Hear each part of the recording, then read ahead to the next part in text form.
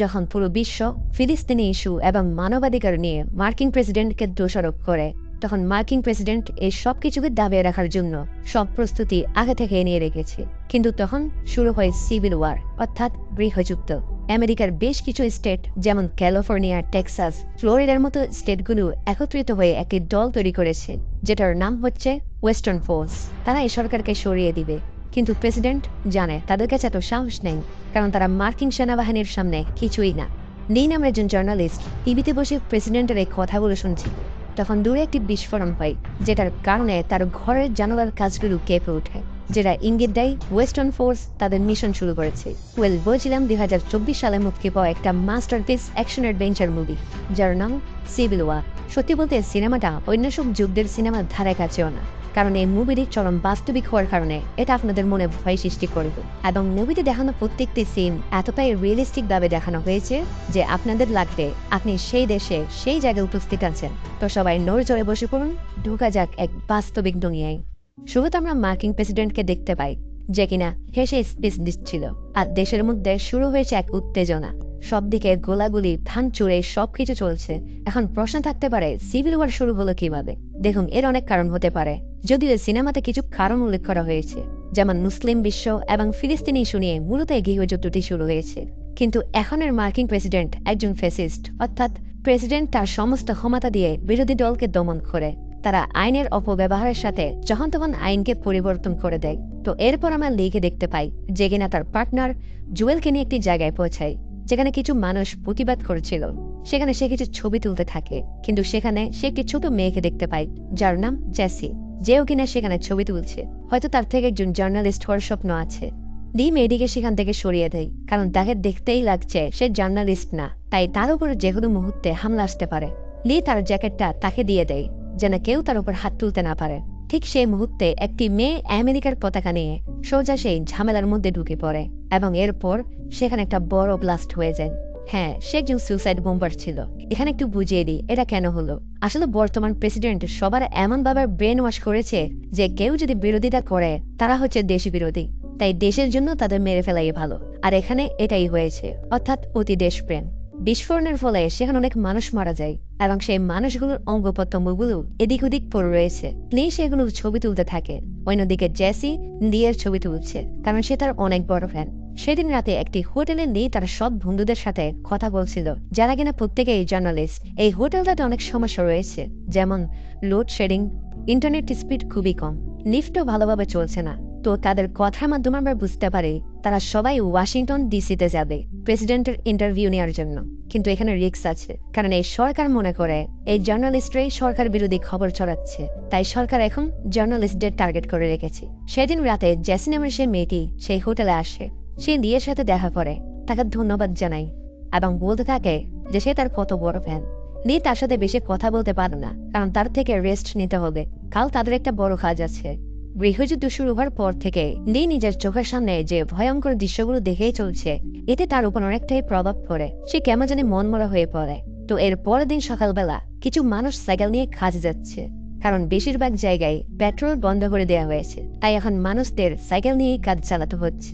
এটা দেখে আমরা বুঝতে পারি দেশে যে পরিস্থিতি চলছে সেটা সাধারণ কোনো কিছু না, কিন্তু জার্নালিস্টদের অধিকার আছে, তারা গাড়ি ইউজ করতে পারবে। তাই সকালবেলা লি তার সব সাথীদের সাথে ওয়াশিংটনের উদ্দেশ্যে যেতে থাকে। তবে জেসি নামের সেই মেয়েটি তাদের সাথে রয়েছে, কারণ সে কাল রাতে সেই হোটেলে সব জার্নালিস্টদের সাথে কথাবার্তা বলে তাদের সাথে আড্ডা দিয়ে তাদের মন জয় করে ফেলেছে, এবং সে তাদের সাথে যাওয়ার সুযোগ পায়। তবে লি থেকে ব্যাপারটা ভালো লাগে না, কারণ সে অনেক ছোট, সে তাদের সাথে গেলে তার যে কোনো কিছু হয়ে যেতে পারে। তো এরপর তারা ম্যানহাটন থেকে ওয়াশিংটনের উদ্দেশ্যে যেতে থাকে। বিভিন্ন রোড ব্লক এবং বিভিন্ন সমস্যার কারণে তাদের লম্বা রাস্তা ধরতে হয়। তাদের এখন 3 গুণ রাস্তা অতিক্রম করতে হবে, প্রায় 800-এরও বেশি মাইল। তারা চলতে চলতে একটি জায়গায় পৌঁছায়, যেখানে অনেক ভাঙা গাড়ি এদিক ওদিক পড়ে রয়েছে। দেখে মনে হচ্ছে এখানে বড় কিছু একটা হয়েছে, হয়তো কোনো সাডেন অ্যাটাক। কিন্তু ওয়েস্টার্ন ফোর্স তো সরকারের বিরুদ্ধে প্রতিবাদ করেছে, তারা তো সাধারণ মানুষের কোনো ক্ষতি করছে না। তাহলে এই কাজ কি সরকার নিজেই করিয়েছে? বিভিন্ন জায়গায় রোড ব্লক করা হয়েছে। আমরা দেখি সেনাবাহিনী পাওয়ার স্টেশনের পাশেও রোড ব্লক তৈরি করেছে, যেন বিদ্যুৎ তাদের কন্ট্রোলে থাকে। দেখা যায় কিছু মানুষ ঘর ছেড়ে পালাচ্ছে। অন্যদিকে আমরা দেখতে পাই কিছু বাড়ির উপর বিমান হামলা হয়েছে, যেটা কিনা সরকার ছাড়া আর কেউ করবে না। লিদের সিনিয়র অর্থাৎ জার্নালিস্টদের মধ্যে সিনিয়র, যার নাম স্যামি, সে গাড়িতে বসে প্রেসিডেন্টকে যে প্রশ্নগুলো করবে সেগুলো আগে থেকে প্র্যাকটিস করে নিচ্ছে।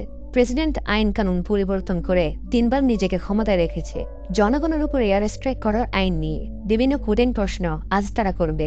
কিছুক্ষণ পর তারা একটি পেট্রোল পাম্পে পৌঁছায়, যেখানে আমরা কিছু মানুষকে দেখতে পাই। তাদের হাতে অস্ত্র রয়েছে। তারা তেল নিতে গেলে লোকগুলো বলে তারা তেল বিক্রি করবে না। তবে লি তাদের একটি বড় অফার দেয়। লি তাকে $300 দিবে। এখন এই অফারটি মিস করা যায় না, তাই তারা তেল দেওয়ার জন্য রাজি হয়ে যায়। কিন্তু অন্যদিকে জেসি, সে পেছন দিয়ে কিছু একটা দেখেছে। জেসি সেটার একটা ছবি তুলতে চায়, তাই সে স্থানে চলে যায় এবং সে পাম্পে থাকা একটি ছেলে, যে কিনা নেশা অবস্থায় ছিল, সেও তার পিছু পিছু যায়। লি থেকে সবসময় জেসিকে নিয়ে ভয় ছিল, তাই সেও জেসির পিছু বলতে থাকে। জেসি সেই জায়গায় পৌঁছে যায় যেখানে সে একটা জিনিসের ছবি তুলতে চেয়েছিল। তেমন কিছু না, দুজন মানুষকে ঝুলিয়ে রাখা হয়েছে। তারা আধমরা হয়ে রয়েছে, তাদের শরীর দিয়ে রক্ত পড়ছে।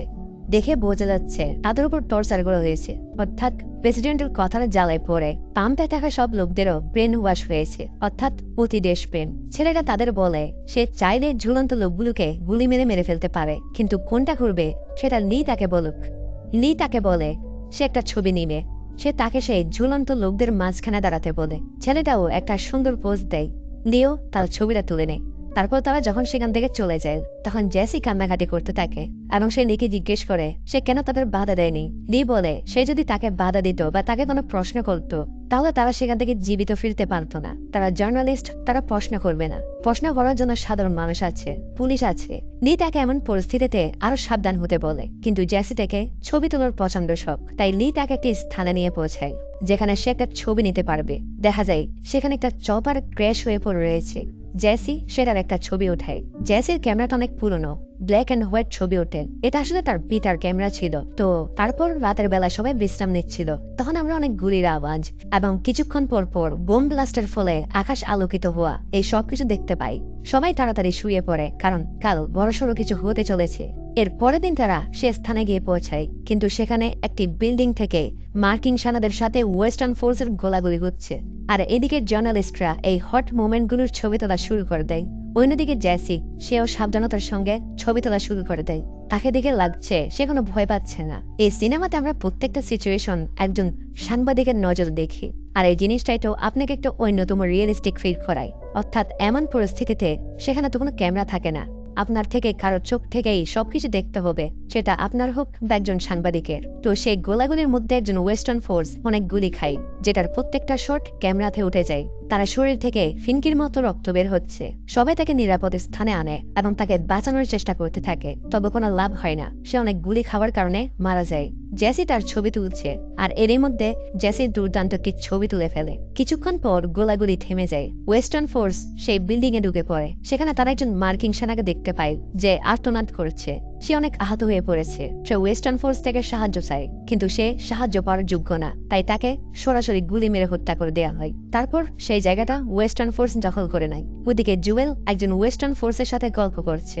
আসলে জুয়েল থেকে এসব কিছু নর্মাল, সে কাজের ফাঁকে ফাঁকে মন কাজা খেয়ে ফেলে। আর এদিকে জেসি একদিকে নিরাশ হয়ে বসে পড়ে, কারণ সে একদিনেই অনেক কিছু দেখে ফেলেছে। আর সে কি জানতো সাংবাদিকদের কত কিছু ফেস করতে হয়। তার সামনে বেশ কিছু মার্কিন সেনাদের নিয়ে যাওয়া হয়। তাদেরকে তেমন কিছু করা হয় না, বরং সিম্পলি একটি জায়গায় বসিয়ে মেশিন গান দিয়ে ঝাঁঝরা করে দেওয়া হয়। আর জেসি এই শটগুলো মিস করে না। তারপর তারা ভাঙা একটি স্টেডিয়ামে পৌঁছায়। তারা সেখানে অনেক মানুষকে দেখতে পায় যারা সেখানে আশ্রয় নিয়েছে। জেসি লিগে তার ছবিগুলো দেখায়। তার মোবাইল আমরা দেখতে পাই নো সার্ভিস, অর্থাৎ কোনো সিগন্যাল নেই। তার মানে মানুষ হঠাৎ সেই আগের যুগে চলে গিয়েছে। কেউ এখন কথা বলতে চাইলে তার থেকে সামনাসামনি আসতে হবে। তো তারা রাতটা সেখানে কাটায় এবং সকালবেলা তারা আবার যাত্রা শুরু করে দেয়। জেসি কখনো জুয়েলের, কতক্ষণ স্যামের, প্রত্যেকের ছবি তুলতে থাকে। কিছুক্ষণ পর তারা একটি অদ্ভুত জায়গায় পৌঁছায়, একটা ছোট টাউন, যেটাকে দেখে লাগছিল সেখানে গৃহযুদ্ধের কোনো প্রভাব পড়েনি। সেখানে সবকিছু নর্মাল। তাই এই ব্যাপারটা দেখার জন্য তারা একটি দোকানে যায়, যেখানে জুয়েল এই মেয়েটিকে জিজ্ঞেস করে তারা কি জানে না পুরো দেশ জুড়ে একটি গৃহযুদ্ধ চলছে। মেয়েটি বলে তারা জানে, কিন্তু তারা কারো পক্ষ নেয়নি। জেসি সেখানে লিয়ের জন্য একটি কালো রঙের জামা পছন্দ করেছে। আর এখানে আমরা প্রথমবারের মতো লিকে হাসতে দেখি। আসলে এত কাজের চাপে এবং চারিদিকে এত নরকীয় ঘটনার মধ্যে সে কিছু মিনিট একদম সিম্পল লাইফ উপভোগ করেছে, তাই সে এতটা খুশি। তো তারপর তারা তাদের যাত্রা করছে। কিছুক্ষণ পর তারা আরো একটি স্থানে পৌঁছায়, যেখানে সামনে একটা সৈনিকের লাশ পড়ে রয়েছে। সেখানের পরিবেশটা কেমন যেন ঠান্ডা হয়ে আছে। সেখানে একটা ক্রিসমাসের মিউজিক চলছিল। তাদের থেকে জিনিসগুলো দেখে কেমন যেন ঠিক মনে হচ্ছিল না। কিছু একটা তো প্রবলেম রয়েছে এখানে। লি তার ক্যামেরা দিয়ে চারিদিকে দেখে যে কোনো নড়াচড়া দেখা যাচ্ছে নাকি, কিন্তু না, সে কোনো মুভমেন্ট দেখতে পায় না। কিন্তু হঠাৎ কেউ তাদের উপর গুলি চালায়, যেটা কিনা স্ন্যাপার দিয়ে চালানো হয়েছে। কিন্তু কে চালিয়েছে তারা জানে না। তারা গাড়িটাকে একপাশ করে কোনো মতো নিরাপদ জায়গায় লুকিয়ে পড়ে। সেখানে তারা দুইজন সৈনিককে দেখতে পায়, যারা কিনা মাটিতে শুয়ে স্নাইপার চালাচ্ছে। আসলে এখানে একটা স্নাইপিং গেম হচ্ছে। কোনো শব্দ নেই, একটু নড়াচড়া হলে খেল খতম। জুয়েল সেখানে তাদের বিভিন্ন প্রশ্ন করতে থাকে যে তারা ওয়েস্টার্ন ফোর্স নাকি, তারা কাদের মারছে, কে তাদের অর্ডার দিয়েছে। আসলে এই সৈন্যগুলো কারোরই দলের না। তারা আর্মিতে ছিল, কিন্তু এখন তারা কারো অর্ডার মানে না। তারা এখন নিজেদের মতো আছে। সেই দূরের বিল্ডিং থেকে কে তাদের স্নাইপ করছে তা এই সৈন্যদের জানা নেই। কিন্তু তারা যেহেতু এদের মারার চেষ্টা করছে, তাই এরাও তাদের হত্যা করে দিবে। ব্যাকগ্রাউন্ডে সেই ক্রিসমাস মিউজিকটি চলছিল। লি ঘাসের মধ্যে শুয়ে রয়েছে, সেই ঘাস ফুলের দিকে তাকিয়ে আছে। আর এই মুহূর্তগুলো খুবই চমৎকার ছিল। যাই হোক, কিছুক্ষণ পরে সেই স্ন্যাপারটা একটা গুড নিউজ দেয় যে তারা ফাইনালি দূরের বিল্ডিং এ থাকা মানুষটিকে মেরে ফেলেছে। যার পরে জেসি আর তার সঙ্গীরা নিরাপদে সেখান থেকে চলে যায়। তারা রাস্তা দিয়ে যাওয়ার সময় তারা খেয়াল করে তাদের পেছন দিক দিয়ে একটি গাড়ি আসছে। তারা বুঝতে পারে তাদের পেছনের গাড়িটি অনেক স্পিডে তাদের দিকে আসছে। কিন্তু পরের মুহূর্তে তারা বুঝতে পারে এটা তাদেরই বন্ধু, অর্থাৎ আরেকজন জার্নালিস্ট যার নাম টনি। আসলে জুয়েল সেদিন হোটেলে নেশায় অনেক কথা বলে ফেলেছে যে তারা ডিসিতে যাবে, প্রেসিডেন্টের ইন্টারভিউ নিবে। তাই টনিও তাদের পেছন পেছন চলে এসেছে। সেখানে টনি মজা করে লিদের গাড়িতে প্রবেশ করে, আর সে দেখা দেখি জেসিও একই কাজ করে। জেসি সে গাড়িতে চলে যায়। গাড়িটা চালাচ্ছিল বুহাই নামের আরেকজন মানুষ। সে গাড়ির স্পিড বাড়িয়ে লিদের অনেক সামনে চলে যায়। কিন্তু তারা কোথায় গেল এটা নিয়ে লি জেফের জন্য চিন্তা করতে থাকে। বাকিরা চিন্তা করছে না। তবে কিছু সময় পর তারা সে গাড়িটাকে দেখতে পায়।